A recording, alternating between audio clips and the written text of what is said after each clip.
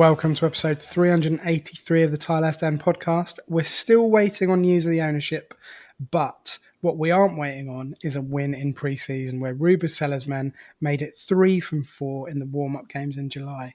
Here to talk about a win against championship lightweights QP-hahaha, amongst other tasty tidbits, is Mr. Ross Webber. Ross, we haven't actually had your thoughts on the new away kit documented. So can we kick off with that first, please? What do you think about the marbled blood red shirt we've got? I love the blood red shirt. I like all of it. But yeah, I guess that's the point really with it. I haven't really spoken on the pod since, all the training stuff and all the new kits and things came out. Yeah, it's pretty tasty, that red away shirt. I think this is my favorite year of Macron since the anniversary, I'd say. Yeah, I mean that anniversary shirt, the home one, I don't think will be beaten. Not well with Macron anyway. Great. Yeah. But that away shirt this season, I have to say, is one of my favourites. I think I really like it. It's tidy. Really like it. It's tidy. Just a nice. And do you know what's nice about it? It's kind of like it's almost like a development of last year. They had the training red that was almost zigzaggy. This one's more royal, more esteemed, deeper, if you will. A deeper red. Deeper. Exactly. A crimson, if you will. Yeah. It's not quite burgundy, is it? That would be stupid because that'd be like no, that would be too far. Yeah. Let's not get steady on now. Steady on. Don't want to go into that territory. Big thanks as always to ZCZ Films. They've signed on for another year. I think we said that last time on the pod, but they have. They've signed on for us. Yeah. Again. Massive thanks as always to them for sponsoring us, for propping us up, for giving us encouragement.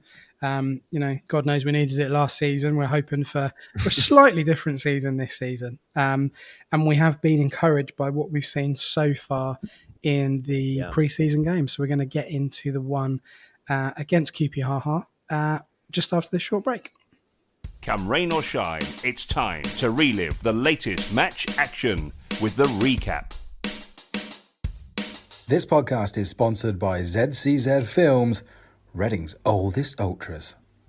Right, welcome back to episode 383 of our esteemed podcast. We faced championship lightweights QPR or QP-hahaha. I can't say QPR. It just stuck years ago. I just can't say it. They're a joke of a club. I just to add to that, Ben, I always call them the fake hoops. Just straight up. They're always the fake hoops to me. Those are our hoops. Exactly. Give them back. Right. I'm just chewing on an ice cube. I shouldn't have done that. No, I know. Different hoops, yellow. Give them like a different color or something. In our blue hoops, how dare they? All right, sorry. You done with your ice cube? I'm done. It's gone. It's finished. All right. It's melted. They're being in the stadium for the first time since, I think it was the under-23 game against Murty. Sunderland. And the Murty derby or whatever you want to call it. So it's quite nice to be back at the stadium watching an actual game. It was a good atmosphere overall. I think it was very, very warm day, I have to say. But there was a lot of people wearing the new shirt. There's about 4,000 people there, which is a pretty good turnout, to be honest. Pretty good turnout. Given that we we still haven't had an ownership change, which we won't go into too much on this pod today. But what overall did you make of the game, Ross? Any kind of standout moments? Any standout performances? Things you liked, things you didn't like potentially? What were your take on it? I do think it's worth saying again. Like, I agree with you, by the way, that it's a good little attendance, given that not only have we not had the ownership thing taken care of, but has anything news-wise really happened between now and the end of the season? So, it's just kind of momentum from, I don't know, the good feeling from staying up and looking like we were cracking on a bit in the back half of the season. So what did I like against QPR? Well, I hadn't had a chance to see Kanu yet. Obviously, I think this was the first game that was streamed over in the US, so hadn't had a chance to really see much of the preseason stuff so far. So with Bindon out at the Olympics, getting smashed by the USA, by the way.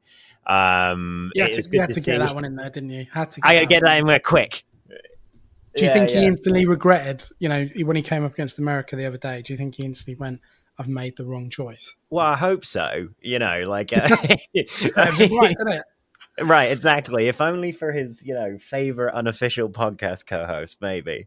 But anyway, I digress. Yeah, so with Bindon, away at the Olympics, just over the channel, it's good to see, what the backups look like, and also get some players some time alongside Mbenge, who's a good central defender, good center back, but also a bit mad. So, learning to play alongside him is actually probably, it's something it's good to get some experience in the legs there. So it's good to see Kanu. I thought that he got pulled out of position a few times by some of QPR's faster ball movement. But he was also, collaborating on the left side of defense with a 16-year-old left back in Garcia, maybe. So he certainly had a decent amount to do against some reasonable opposition in QP-hahaha, hard fake hoops, bloody blah. So yeah, no, I thought it was good to see him. He's certainly not afraid of a tackle, and so that was good to see. I can't really, I can't say if he's going to be, the real deal after, however many minutes it was that he played on Saturday, but I certainly think that there's, something there, and it's clear that the staff think there's something there too, because he's been around. So yeah, it was nice for me to get to see Kanu, I'd say, for the first time. Yeah, I think those two, certainly when they popped up on the team sheet, I was quite excited about seeing them because I hadn't seen anything of them last season, and I certainly hadn't seen anything in pre-season up until this point. So it was good to kind of have them exposed to a raucous crowd, but you know what I mean, kind of playing at Yeah. at the Stade DSCL for the first time in a in a first team fixture, if you like. Right. I agree with you. I think I said it in the video that I felt Carney got pulled out of position. He was a little bit guilty of ball watching at times, but actually defensive work rate was very, very good. And, you mentioned Mbenge. I thought he was outstanding on Saturday. I really did. He really stepped up to that leadership role. He got involved in the scuffles, which I thought was a positive thing, kind of sticking up for his teammates. And actually, he kind of guided Kanu through the game really, really well. And I thought it was a nice balance to the team overall. I like Garcia. I think there is potential there, and I think if you're looking at the two of them at the moment, he's the one that's more likely to certainly start against Birmingham in a couple of weeks. If you're putting bets on, for example, gamble aware, always be responsible. But in terms of the two of them, he would be the one that you'd probably edge towards starting in that game if there's no other options available, for example. But overall, I thought we were good. I thought we were probably better out of possession. I like the way we pressed. You love a press, as you love always a press. Often, always say. But I did, yeah. Yeah, go on. Well, I was just going to say on the press real quick, because the first 30 minutes of this game I found quite interesting, because it looked like two teams that wanted to do the same thing, which was to, press and create opportunities off turnovers in the opposition's half. But, when both teams want to do that, somebody has to get the ball rolling, somebody has to do it. So there were some parts of the opening half hour I thought that were quite passive because of that.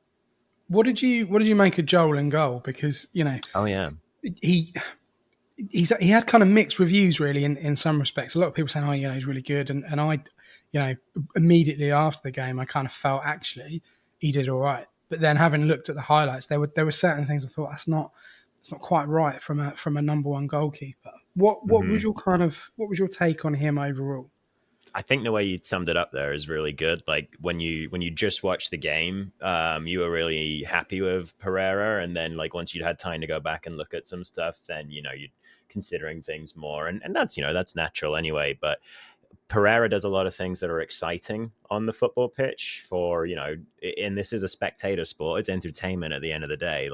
And Pereira is an entertaining player to watch.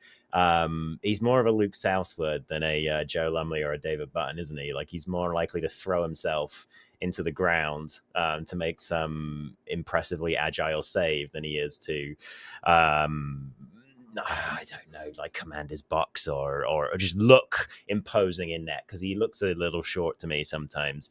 Yeah, I saw some discussion about his distribution as well, and I know that there was one particular time when he had trouble kind of switching the ball from side to side fast enough so that Reading could break out of QPR's press. And I will say, QPR are a decent manager, and I actually think that they operated or they executed their press relatively well at times. And Reading couldn't hold possession for large periods of that game. So, tricky for Pereira to deal with the press right in his face at times. But yeah, he's not quite as good as Button in that regard. It's one of the things that he's not as good as Button at, and that is something that Button, I think I said this last year, that Button was probably brought in was for the playing the ball around at the back. So Pereira, if he's going to be the number one, probably needs to improve there. But I guess I'm still kind of like thinking about Kanaya Boyce Clark and whether this is a season when he can start to blend in more appearances in the league, see if he's ready to go, and if that he's got that blend of distribution and shot stopping, which we've seen with his throwing before, for instance. But hey, we've talked about Pereira's throwing before, so it's early in preseason. I wouldn't be surprised if Pereira doesn't make it all the way through this season because, I see some issues with his form as well. But boy, he's exciting to watch, so that's fun. He shot stopping. He got us out of some holes, but when you look back at it, actually they were holes that he kind of dug himself, really, in terms of the distribution. And I think there needs to be, that there needs to be a solution to how we play out from the back in terms of those goal kicks, because I know it was probably a bit of trial and error, but there were times when you had the two centre backs, on the 6 yard corner or the box, and actually passing to them, and they were almost kind of playing between the three of them. I'm old school. I like my goalkeepers to kick from the floor to the wings or down the middle to just try and get something on it. We're in League One here, and actually we're going to come up against teams that really want to catch on to that and kind of nick the ball as quickly as possible. So, in terms of that, what we'd probably call the fancy goalkeeping, for me, just lump it along. And I know that's not attractive, but actually, 9 times out of 10, you'll get something back in terms of the second ball. So there needs to be really a solution to how we do that. Can I add a little on that? How we moving forward? Yeah, go for it. Yeah. So there are times when I think that it's good to play short, and there are times when I think that it's good to play long. I think that Pereira has trouble playing the ball medium to long range with it to the right. He's right-footed, so he's hitting with an open body at that point. He's not hitting across the field. And I've noticed, I think there's a goal against Bolton that they scored where Pereira is the culprit. He spaffs a bad ball out towards like the throw-in line, and Bolton pick it up and come right back at him. So I think and there was one like that against QPR too, where he tries to kick to the right and he underhits it, or he just sort of loops it and just allows the opposition too much time to get back into track. So I would agree with you that there are times when you want to put the ball over the top, get rid of it. But I think it's worth noting Pereira seems quite weak at doing that to the right side of the field. Yeah, I don't know. I just, there were times on Saturday and obviously last season as well, it just didn't seem quite right. And I don't know, you would anticipate that that Birmingham game, all being well with Tyler Bindon, that he will come back into the team alongside Mbenga, and it will be those two at the back with Pereira in goal. So there needs to be a formula that we use that looks consistent and actually works. So for us losers, it'll be interesting to see how it pans out. For everybody else, it won't be. But it's just worth kind of talking about in terms of his shot stopping, but also his distribution and in terms of the deficiencies that we have there at the moment. So we'll see how that one pans out. Last little bit from QPR, Ross. What did you make of Jaden Wareham in the number 9 role? He was obviously, chosen, whatever, over Sam Smith. We all know that Sam Smith is going to be the first name on the team sheet, one of the first names on the team sheet when fit. But how did you see his overall, method of play for the time that he was on the pitch on Saturday? Yeah, Wareham's an interesting one, and I'd guess that, given that he started, Sellers and the rest of the team are trying to work out whether he's going to be, Sam Smith's backup, whether he can really take that role on this season if, we have a chance to kick on, if we, get the ownership taken care of and things like that. So what did I think of him? I'm yet to be fully impressed by Wareham. I haven't seen. There's not like a singular exciting moment, but I don't necessarily think that means that that's his fault. That might be more of like what myself as a spectator is looking at. He does occasionally, he shows up as a pain in the ass to deal with for the striker, for the center back at times, because he is, he's got a lot of muscle on him, and he's a tricky customer. He doesn't mind getting in people's faces a little bit. I also noted that he did pick his moments fairly well, especially in the second half, to kind of come back into the midfield and just sort of nick a ball away from a QPR player who wasn't fully paying attention or something like that. But really, I mean, for the striker in this system, you need to be able to score at a good clinical rate. Sam Smith was scoring a good amount of goals with not very many touches last season. It really was I would say one of the most productive seasons from a Reading striker. If that Lucas João season doesn't exist, with his back to goal a lot of the time, I might add as well. I mean, right. Smith's link-up play was almost as good as his goals. Yeah. So, I think for me with Wareham, he's gonna, if he's going to be in this team and he's going to play in that system, he has to be a little bit better when the ball comes into his feet and look for the wide men or drop it back deep into to Elliott or Savage or whoever's in that little pocket there, really. So I like him as a player. I really, really like him. I like the bit that you said about him, being a real problem for defenders, because he's not afraid to put himself about. Right. I think he got booked on Saturday or was very close to being booked or whatever. It was a spicy one, wasn't it? It was a spicy one. Yeah, it was. It was good. Properly got spiked for I think the referee couldn't believe what he was having to deal with. But I thought it was good, the ref, actually. He was very, very straightforward. Him and his linesman had a fair bit to do as well. So I thought they were both very, very good. But actually, when you look at that team and people going about, they're likeable, this, that, for me, what that translates to is that this team are not going to take any shit off anybody this season. They're really, really not. And they're very, very much a unit, and they're very, very much kind of backing each other up all the time. And Wareham's a good example of that. He really was a good example of that on Saturday. Yeah, no, that's a really good way of putting it. I guess that's kind of like my final thoughts about the game, is that they look like a unit, and they look, obviously there hasn't really been much changeover in the squad at all, because we just haven't really been able to go out and recruit. But, in some ways that's clearly been a good thing, because it's just been, all right, come back, had a few weeks of holiday, come back in, pick it up. It's the similar system in terms of pressing. All of these players have had an extra year to adapt to it. And also players have had an extra year to develop,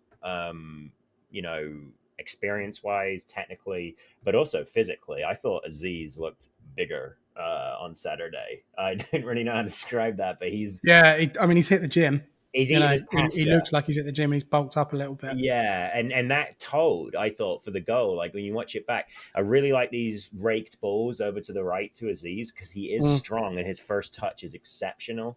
So he can bring that ball down. And for his goal, from what I saw, he kind of just like the guy tried, the left back tried to interrupt him in whatever way that he could, and just couldn't hang on to him as he went by. So I thought that overall it was a pretty reasonable performance. I'm excited to see how they do against two more championship teams this week. Yeah, well, we'll talk about those games coming up in a minute, because it, on paper it looked like a pretty boring week. No offense to those clubs, but you're not going to sell tickets at home with QPR and Hull, respectfully. But actually, the workout and the kind of the way the game played on Saturday against QPR was a positive for us. I was really pleased with it overall. So long may that continue into this week and into the opener against Birmingham. Just on that note, crystal ball time. We go to Birmingham on the 10th of August, Saturday, 5:30. It's the 10th, isn't it? Yeah. I'll just recap the starting 11 on Saturday, and you tell me how many you think will start against Birmingham in that first league opener. So we had Pereira, Rashisha, who we haven't even talked about. I thought he was pretty impressive, to be honest. Yeah, he's all right. Garcia, Elliott, Mbenge, Kanu, Ihibitaman, Savage, Wareham, Wing, and Aziz. They were the starting 11. How many and who of those players do you think starts against Birmingham in a couple of I weeks' got to time? work backwards. So Smith will start instead of Wareham. Nibs will start instead of Savage.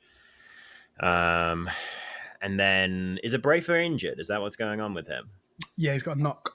Okay, all right. So Brafer's not gonna start. Then I would think maybe Bindon won't be back in time. No, they're not playing too well. Bindon will be back. Do you chuck Rashisha in at right back, or do you play Bindon at right back? No, I chuck Rashisha in. Yeah, definitely. So I guess that means that 3 will drop out of that lineup. Okay. Yeah, so I'd say 8 of that lineup will probably start against Birmingham, which means Garcia and Rashisha at left back and right back, that's when your lack of summer recruitment comes to bite you a bit. But do you know what? No one's making excuses for it. Sellers certainly isn't making excuses, and that's all we need right now. We need positivity. This is what we got. This is what we're working with. This is what we'll do. Just you said Nibs for Savage. Do you think Savage drops out of the team entirely?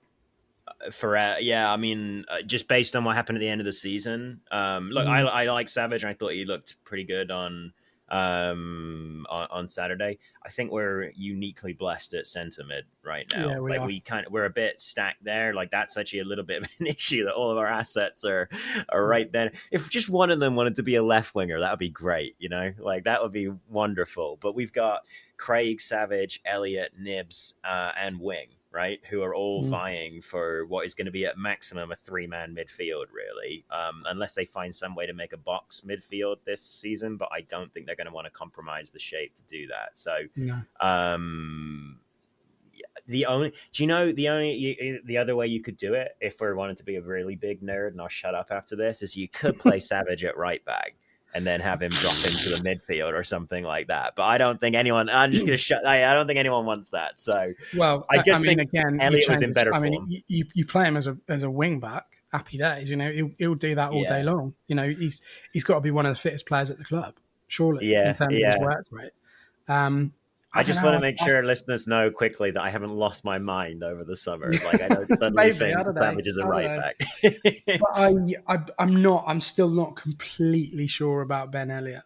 I wasn't sure about him on Saturday. I don't know. I think you're right. I think the most interesting dynamic there is that central midfield, because we haven't even talked about Kamara, who came on for 20 minutes. Right. So there's a lot of players in there that will go, hold on a second, chuck me in there. But that's going to be interesting moving forward. One to watch anyway, or department to watch anyway.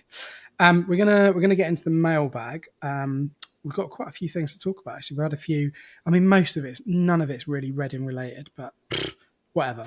We'll get on with it, and we'll do the best we can with it. So, we're going to take a short break, and we will be back with the mailbag.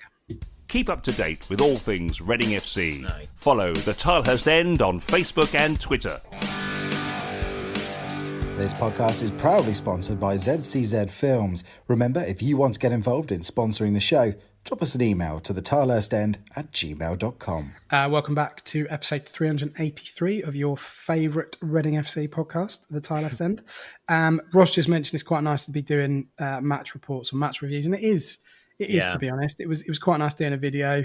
I'm sure it was quite nice for Ross to be able to stream it on a Saturday at a kind of a normal time in the UK anyway, and I guess kind of consistent time for him in America. But it was nice. It was generally just a good day to be back at football. We've had a few bits in the mailbag. We kind of had a few prompts, but they've kind of thrown up a few things really. Alistair says, loved watching the friendly. Carnu good, and I would start against Birmingham, but need someone next to him that can actually play there. I mean, we've talked about Carnu a little bit, really.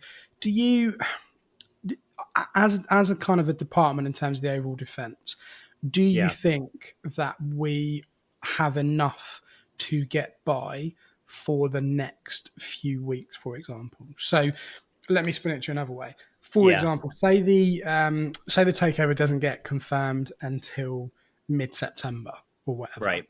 Do you think we have enough until that point? Because it's emerged today, and I think we all knew anyway that we aren't allowed to bring anybody in playing wise until the takeover is confirmed.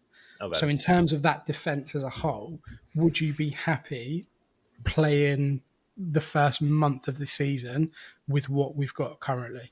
I would say, like, if you have literally £1 to spend on, recruitment, then no, you're probably not happy with it. But it sounds like we don't have literally £1 to spend on recruitment. So I believe in the ability of Sellers and the management team around him to get the most out of this team. Like, I believe that whatever defense he puts out there, whether Dorset is ready to go again, or if we're able to get a Brafer or Yiadon back, or if we have to go with these kids and we have to finally stop ignoring that Rashisha should be playing, in the first team. Then he was almost like the player that no one had ever seen last year, wasn't he? And every time he came on, he looked all right. And obviously, he played some minutes against like in cups and against weaker teams, so he's going to look all right there. But still, no, it's not the best. And like I say, I believe in the ability of Sellers to get the best out of whatever players are there. But is that enough to beat Birmingham or some of the other decent teams that were playing in the first few weeks? Hopefully is what I'll say. Well, I mean, he does raise a valid point, as we mentioned Carney earlier on in the pod, but I just don't see him starting at the moment. I think there's obviously a lot more experience in that defence. I just don't know. You talked about having £1 to spend. I fear we're in a situation where the potential new owner comes in and goes, you can have 3 players. Which position are you going for first? And it's like, okay, great. What do we do now? So, the squad generally is pretty gelled, I think, based on the back end of last season, what we've seen already in pre-season, where, this time last year we hadn't won a pre-season game. And we won 3 so far, 3 out of 4, which is pretty good going. It's an improvement, right? Regardless of who you're playing, it's still an improvement. Yeah, big time. But, in terms of what the priority is, I don't know anymore. I really don't know. I think it's fullbacks. Sorry, I do. I feel like I do. Yeah. Big time. Yeah, I've said big time twice in the last. This is the big time minute with Ross Webber. But let me just counter. You could be in a world where you have Yiadon, Abrafa, Rashisha, all fit. Yep. You could have Dorset. You could have Garcia. And then potentially another left back. That's 6 fullbacks on the books. Don't care. Need another left. Need a left back. Need a proper one. I think Reading need a seasoned quality, like should be one of the top 5 players in the team left back. And that would be kind of one of the last things that would really round this team out. I think if you could inject any position like into the let's say like you can inject like one much improved player into the team, just I think if this team had a really good left back, like let's say this team has Omar Richards, they go from what is already a like sort of just outside of the playoffs team in terms of how they played last season, in terms of their form for the last 6 months of the season, and that goes up to challenging even higher, in my opinion, because I really think that we saw it last season when the 4-2-2-2 was so in vogue with Sellers, that fullbacks are really important to how your team plays and how they sustain pressure. And Reading have had Dorset, who is a reasonable left back, but he's still a centre back playing left back. I think Reading are really stacked at centre back right now, especially if Kanu is as good as it seems like he is. Left back, though, we could do with one experienced quality player, in my opinion. Forgot Osho as well. Osho's there. Obviously, he came on. On Saturday as well. So, is he Gabe Osho's brother? Who? Do we know if he's Gabe Osho's brother? Just because 2 Oshos coming through the academy, right? Sort the that's a good point. I could be when we had all the Ehibitaman brothers. Right? Yeah, exactly. One of them's at Saints now. Anyway, but I just think the longer it's gone on, are we likely to find a seasoned League One experienced starting left back? Oh, well, I mean, yeah, right now we can't afford it, can we? So, yeah, that for me is, but regardless of whether we can bring one in or not, I think if we're going to see struggles this season, it might be there. And if there was one place we could kick on, it would be there for me. Yeah. Well, I mean, again, we'll kind of wait with ever bated breath to see if that takeover ever actually does happen and who the first player through the door will be once that is confirmed. We don't know. We don't know. But we just deal in facts here. We don't tend to deal in speculation on this podcast. Switching it up slightly, Tom Hill asks, or he says, can I ask what Olympic sports our two hosts think they could each enter and avoid coming last in? Oh man, have you got one in mind? What, an Olympic sport that I don't think I'd like? That you wouldn't come last in. It's tough, isn't it? Some I of it. could give you about 5 that I would come last in. Yeah, right. I can. How many sports are there? Like over 100? I can give you over 100 loads. that I would come last in. Well, I like horsery. Horseplay. Yeah, horseplay. I do like the horsery, like the cross country I was watching yesterday, I think it was, and I used to ride horses many moons ago, so maybe I wouldn't come last. Yeah, but like these are actual Olympians, My dad's actually going to that this week. He's going to watch because cool. his wife's into, well, they're both into horse stuff, and they're going down to, I'll say down, but they're going across to watch it. I didn't know you used to ride horses. That's pretty cool. Yeah, long time ago. Long time ago. But yeah, I do love horses. They're majestic beasts, aren't they? Majestic. They really are. They've got a little bit of the like fun of like dogs and loyalty of dogs about them, but they're just also very elegant creatures. Yeah, I do like horses.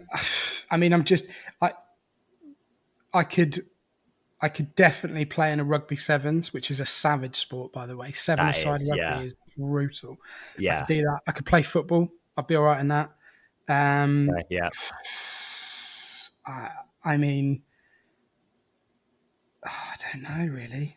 The sevens is great. I watched that with my father-in-law because he's a rugby fan and an American, by the way. And the Americans do like the rugby sevens. We've recently get this, British people, get ready. Recently started in the USA, Major League Rugby. Yeah, it's popping off. It's the next big thing. Yeah, definitely. If America didn't do it, Canada would. So it's one of them. Right? No, there's in my very brief America digression today. There's a lot of people like not wanting their kids to play American football anymore, and I could see rugby stepping into that gap because there is safety around the way you tackle and stuff in rugby. So anyway, it's a great game. I would say for me to answer that question, the sport that I could play in and not come last in would be badminton. Okay. What about you? What are you going for? No, I'm going horsery. You're going horse, just generic horsery? Generic horsery. I'm going to enter every single horsery event, and I won't lose in one of them. I'll tell you what I would come last in, skateboarding. I'd probably die. Oh, God, yeah. I was watching it yesterday, right? And the girls that are on it, they're like 15, 16. I was like, what are you doing? What are you doing with your lives? What was I doing when I was 15? I definitely wasn't doing skateboarding at Olympics when I was that age. You jokers. Yeah.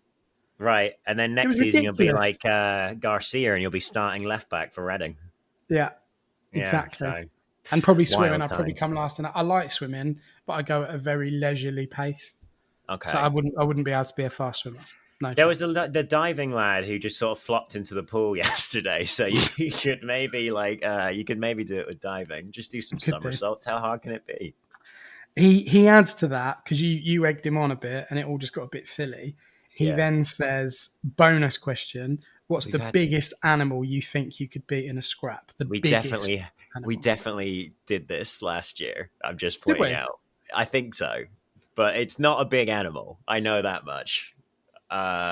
What's yours? I'll just keep my should I just keep my answer the same? Horsery. Yeah, a horse-sized duck. Horse, yeah, a horse-sized duck. Exactly. I don't know what I said, but I'm going to go crocodile this time. All right, cool. Yeah, I'd grab it. I'd get some duct tape, and I'd Yeah. wrap it. I was going to say beak, but that's not right. I'd wrap its snout up, Okay. and then I'd get like a lasso and put it around its neck gently, and just guide it away from the aggressive area. Nice. And then once it was safe and I was away from it, I'd cut the duct tape and let it go. You should do. You'd be great in Florida. They got to do that kind of stuff all the time. I could do that. I could do that. All right. A horse and a crocodile. We could definitely beat up a horse and a crocodile. We could do that. Yeah, I wouldn't necessarily use the word beat up because we might get cancelled. But That's true. I'd what's the word? Nullify Hold our it. own. Yeah. Yeah. Hold our own. Pacify it. Ryan Jeffries. Oh yeah, look, we saw it's like an old boys reunion today. Seriously. If you and Ross could design the third kit, what would you go for? Go on, you love a kit. Oh yeah, I do love a kit. I wish we'd done like some kits that are like really direct throwbacks to some of those Auto Trader years and things like that. Like they've put sort of homages to those on a lot of the recent kits, but I just think those are just far and away our best kits ever. And that's before my time. Like that's not me looking back with rose tinted glasses. I don't remember it. But I just think when you look back at them, they are gorgeous. Maybe with the exception of the ones that have Courage Ale on them. I do love those too. But yeah, I think I'd like to see, because especially because it's a third kit, so it's a marketing exercise anyway. Like I'd quite like to see some like redos of vintage kits. They do that in the hockey over here. The one that I really like, and I never had, it was just a little bit before my time, but it was the one that had like the white and the red they were triangles. It's like hat printing as a sponsor. Something like that I think would be, like, you're right, like when they brought back the the Simod Cup one, the yellow one, the away shirt for the anniversary, like that was really, really well done. So something along those lines would be good. But I mean, we'll have to see what the third kit is this year. It's it definitely won't be, I don't think, as eccentric as the last one we had. But well, no, difficult to be more eccentric than a purple turtle, isn't it? Exactly. And Michael Kearns goes on to ask, purple turtle event predictions. I think there'll be a lot of people that will be quite merry, to be honest. Yeah, I think it's a good old knees up for a lot of people. So yeah, I think that will happen. What do I think? I don't know. No, I think it's good they're doing it again. I think it's a good thing to have.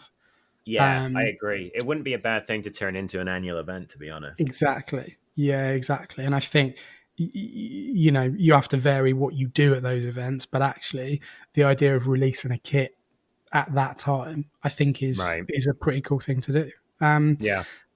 I mean, they said special guests and stuff. My general feeling is that there's going to be something to do with the ownership. Wouldn't it be amazing? Wouldn't it be amazing if they did the ownership, I don't know, a day or two before or whatever, and they went, hey, here's an actual signing. Look, it's a real life human being. Yeah, exactly. Yeah, it's a play for Reading. It's a left back. It's a left back. It's Nicky Shorey. Open your gift. It's Nicky Shorey. But what I'd love is like, we've talked about certain Americans all summer, and actually how insane would it be? It was like, welcome you all new owner from the United States of America, Mr. Will Ferrell. Imagine that. That would be pretty good, wouldn't it? Yeah. I mean, that would just be, that'd be amazing. It's Will Ferrell and John C. Reilly together. Yeah. Get our own Robin Ryan. Yeah, exactly. No, I think it'll be a good event. I mean, last year was great. Last year was really, really well done. Really, really well put together. Little did we know the kind of the absolute tragic season that we were all going to experience, certainly in the first part of the season after that event. But it's a positive thing. I think it brings people together. I think it brings the fans together. I think it's an opportunity for people to, mingle in the purest sense of the word and just have a good time and just not worry about results and just go, we're all here because we love Reading Football Club. So I think it'll be a good event. I think it'll be all right. Last question from that idiot Bobbins. It's not Reading related, as most of these aren't really. What's the toppermost? What does that mean? Best? Toppermost. Okay. Just making up words, isn't it? Do you see Nick my Wow. metaphors the other day for the Woking game? He was going about Toby Carveries and stodgy meals and stuff. I was livid. Okay, well, okay. That's Topmost does my appear to be domain. a word. Hang on. This does appear to be a word. It's an odd one. Topmost branches. Okay. Anyway, What does it yeah. mean? Well, if you have Good. an apple on the topmost branches, you could say it's a synonym for uppermost. Okay. Yeah. Well, he's put, what's the toppermost ice cream of choice in the sultry brackets UK temperatures? It's been very Oh, warm here in Tilehurst today. Absolutely very, very warm.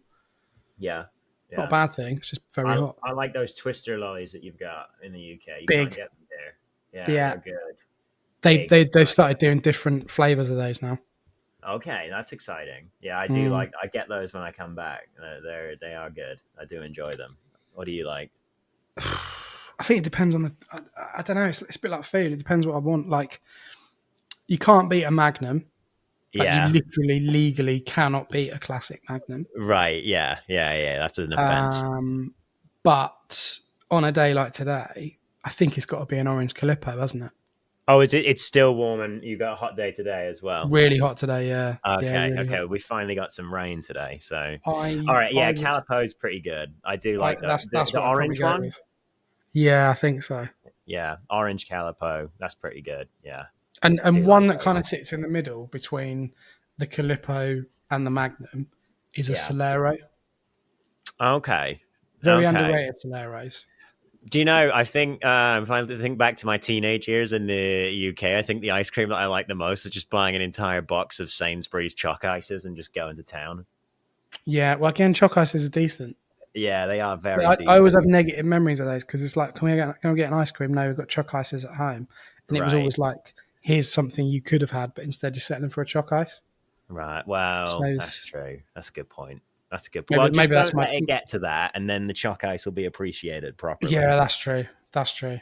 Yeah. But yeah, Can I- it's a good question. For Yeah, once, it it's a is. good question from him. A non-Reading Before question, but you you know, before you end the mailbag, can I read out my email that we of got? course can. Yeah. All Did right. you write it? No, I didn't write it. If I wrote this, I'd be masquerading. I'd be in three different parts of the world at once. Is it what is it? So Some bloody fan mail? some bloody fan mail. Well, We we do love like an bloody fan email. mail. Yeah, go on.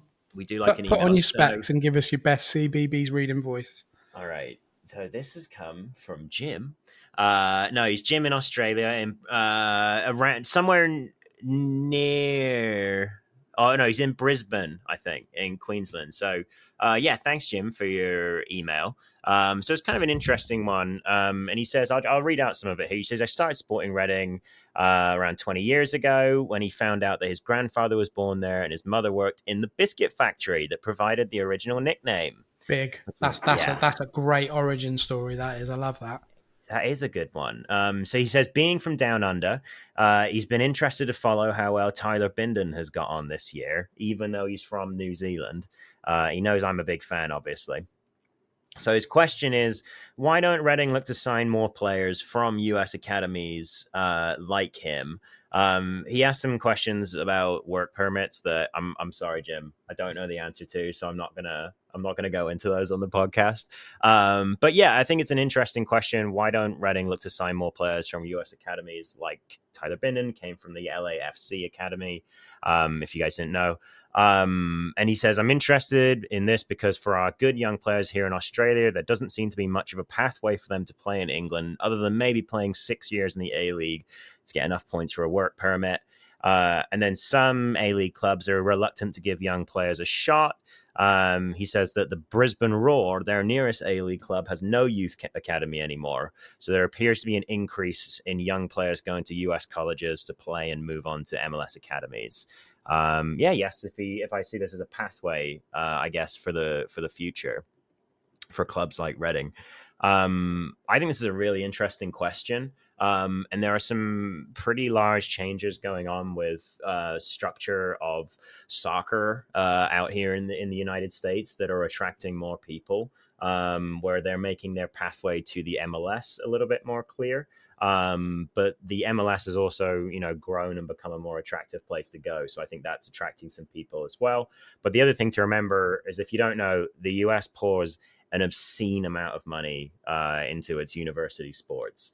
There are some of the biggest stadiums in the world are U.S. college sports stadiums. So Michigan, for instance, have one of the biggest in the world for their American football team. And a lot of players in the MLS have actually come straight from US colleges. They played in the university system. They played a pretty good level at different universities. Some of the Ivy League schools, such as Brown, interestingly, are actually very good at soccer and provide players to the MLS. So there's definitely a lot of players from different parts of the world going over there. And I do think just because the pool is so deep there, there's so many schools, there's so many different teams all over the country. The MLS keeps expanding. They keep chucking money into it while they, with the World Cup coming soon. I've said this for a while, but I really think the US is worthwhile in terms of a recruiting ground for smart clubs. They're looking for players coming in from all around the world. It is, as it has been in many times before, a melting pot, the US, but right now for soccer players, I guess. I think that, bringing it back to, I mean, it's a great, firstly, thank you very much for, thank you, Jim, for the email and the kind words and the fact we've got, it always blows my mind that we've got people that listen from outside of, Reading, basically. Honestly, it does. And something that we never, ever take for granted, all jokes aside. So thank you so much for, for listening and for writing in and giving us a great question. I mean, it is a really good question. And I think from my point of view, the simple answer at the moment with the football club is that the scouting network is basically non-existent. We go back, to the championship winning side and the players that Brian McDermott and Steve Coppell brought in from Ireland. The scouting network was there then to be able to pick up these players, and it wasn't always successful. We've had some disasters from, I say, the continent or overseas, but we've had some pretty terrible players come in that have not worked out at all. But currently at the moment, I just don't think that there is the manpower or the people power to be able to network effectively and to scout these players from these different countries. I really, really don't. And that's fair. It takes a lot of effort.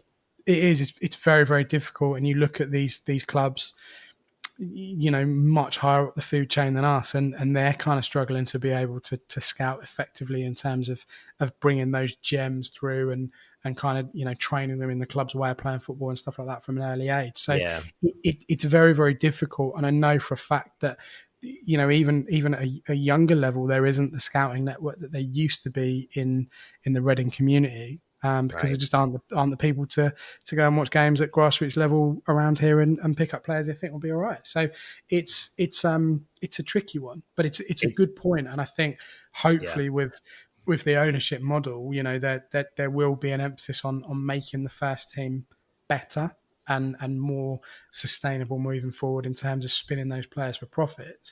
And actually, we're going to have to rely for the next sort of 5-10 years on bringing players through like Michael Elise, who we just got a bit of money for and will get a bit of money for eventually, in terms of bringing them through from a scouting network. So it's maybe you could do it, Ross. Maybe you could say, look, I'll go around Maine. Well, actually, I was going to say, so a couple of things I was researching while you were making some really good points there. But Bindon, I thought I remembered, and he's from Sports Invest UK in terms of that's his agency. So that's obviously Kia Jarabchin's agency. Whether Kia is directly involved with Bindon is, I can't say, but that might speak to why we ended up getting Bindon, more than it being us looking at games out in the American academies. But it is easier than ever before to watch players from all around the world. It's harder to be surprised by a player. You don't get as many sudden gems popping up in World Cups and things like that anymore, because there are tools that we use here at the Tilehurst end too, like Y Scout and the other huddle things that allow you to watch whatever you want, basically, and to really hone in on what it is you need. You can build a profile of a player that you need. Let's say we need a left back who can get up and down, who is good at crossing into the box. Through a combination of the tools that were already available for video analysis like Y Scout, and sort of some AI systems now to go and look for players that are in the same mold, you can make pretty quick work of some of this stuff. So I oftentimes, it's the same thing I was saying with the ladies. Like, I do think that money is always a reason why things go or they don't go. You got to put fuel in the car to make the car go. But at the same time, it takes a really determined person to drive it. And I think that a determined person could effectively scout different regions from their office, basically, wherever they wanted in the world.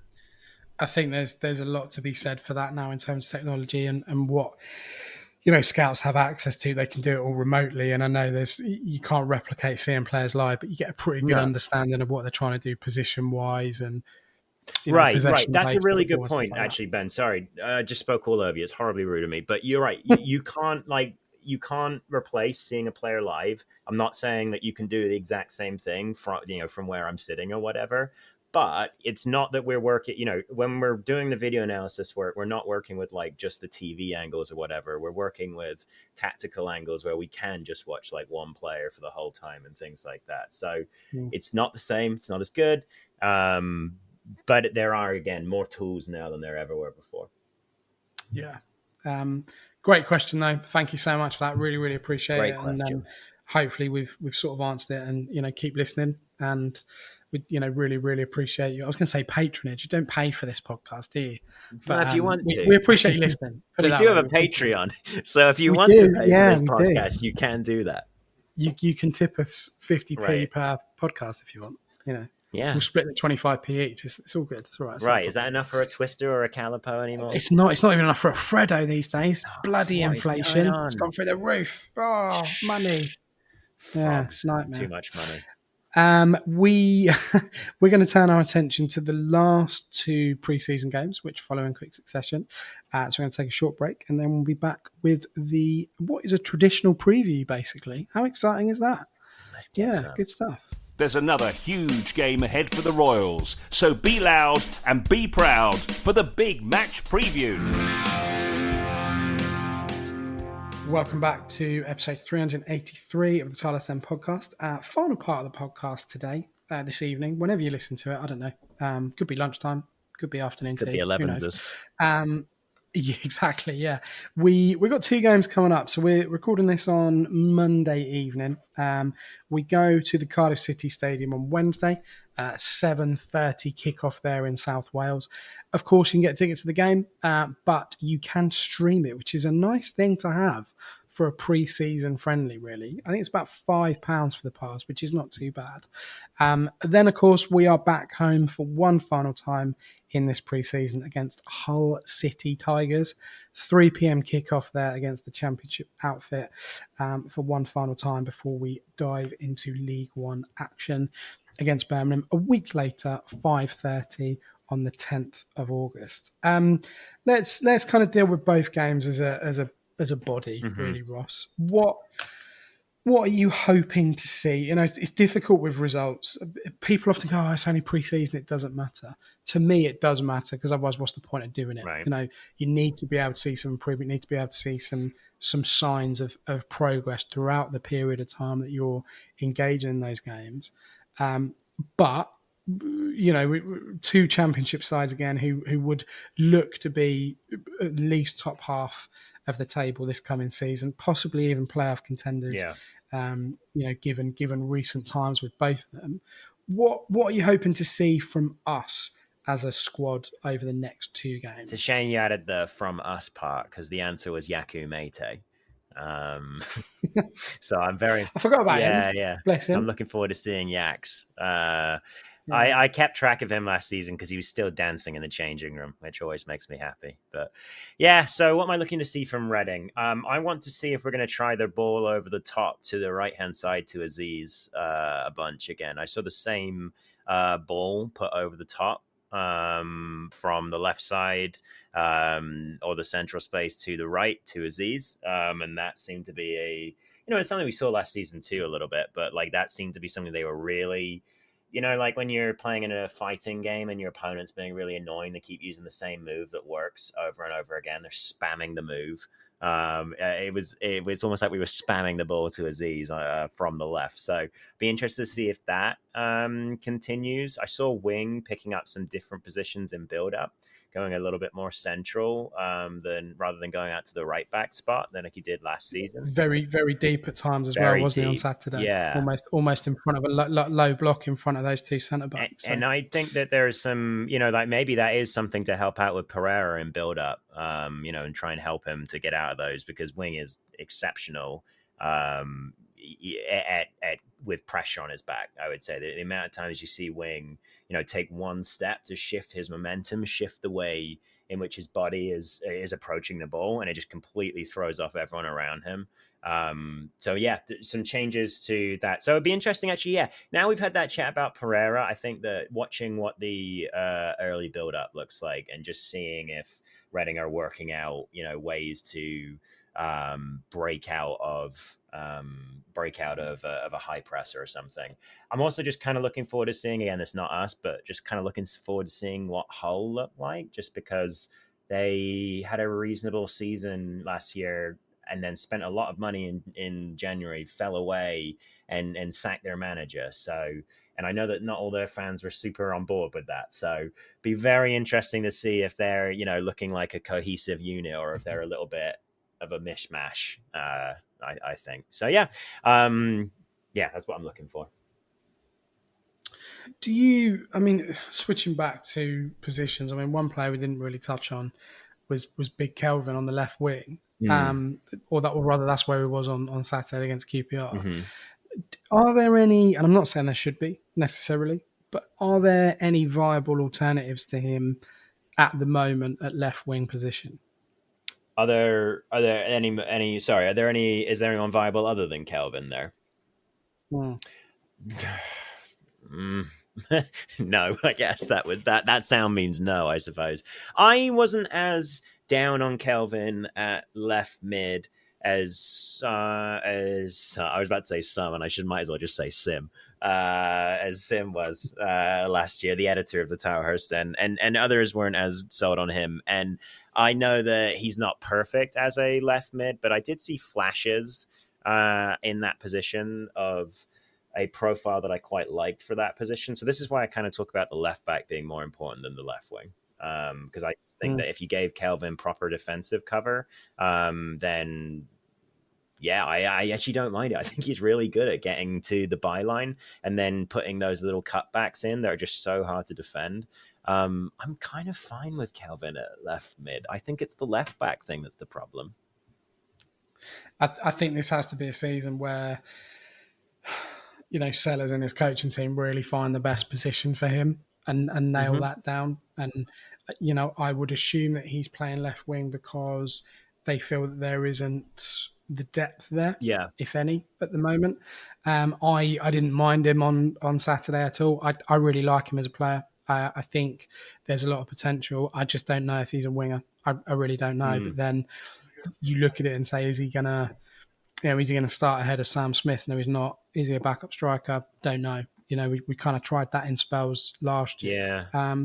I think he's got bags of potential. I really, really do as a player, and I really, really like him. But I just wonder whether, it's kind of square pegs, round hole stuff. One thing I'd like to see change for him, just real quick, and we'll go back to, because you're about to make a good point, but I would maybe switch him as his defensive responsibilities with Nibs, and have Nibs cover the left side a bit more, and have Hib Hashiman join Smith, because we often press in like a sort of like 1-3-2 structure where Wing's at the back and you've got three players, and then there's two strikers going to disrupt the opposition. So maybe have Kelvin play as one of those like striker roles. But do you really want to pull your team's structure apart for one player?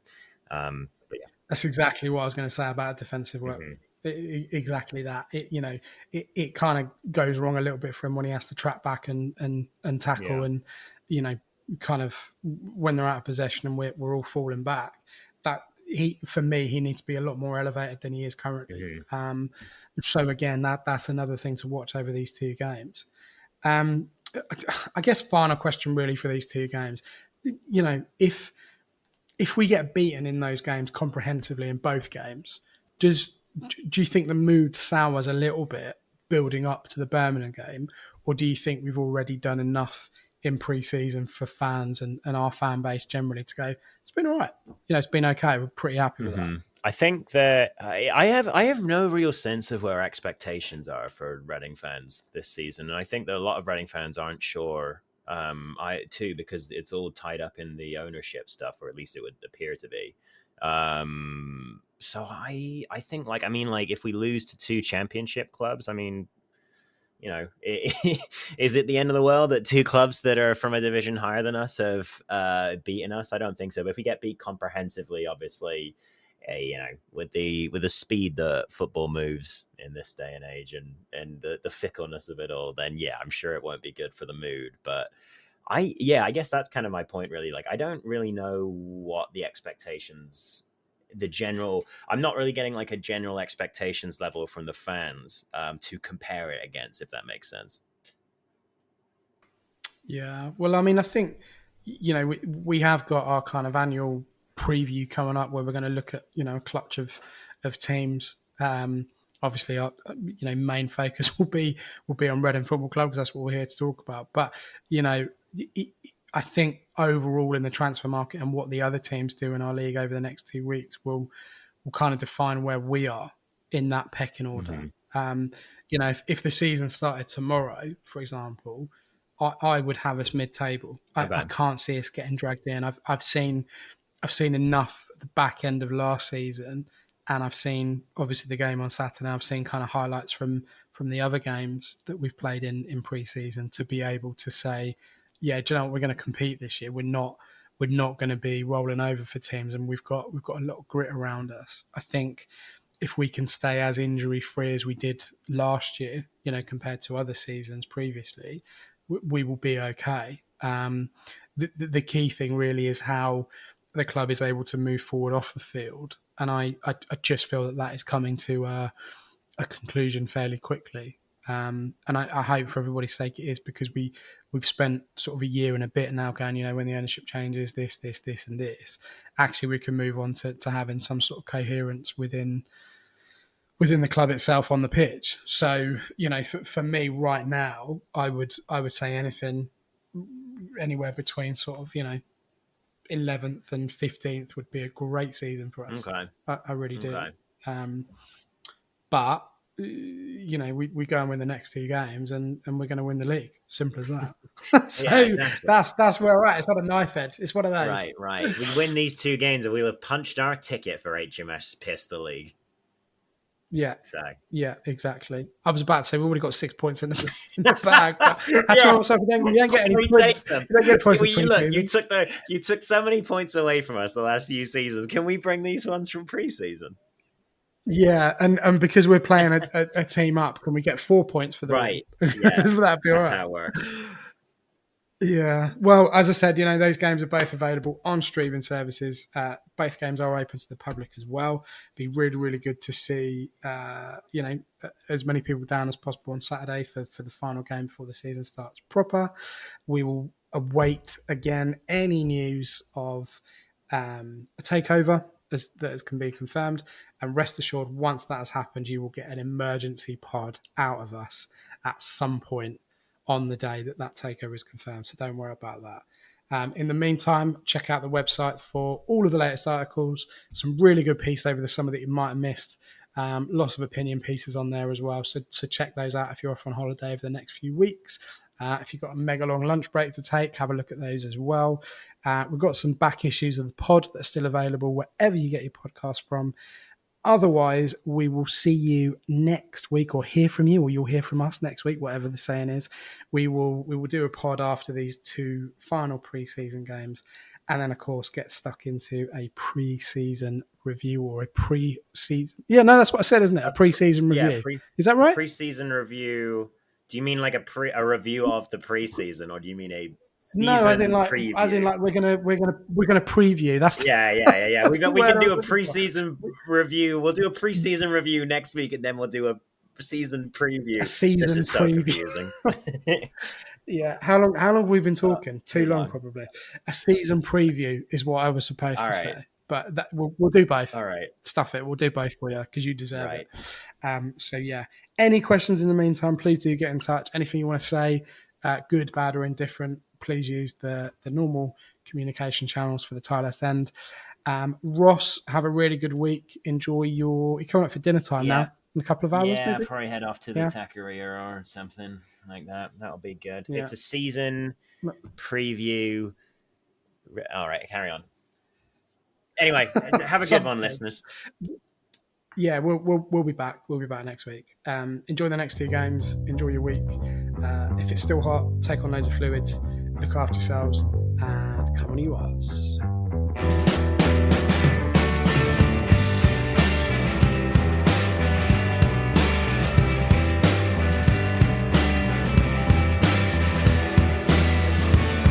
It's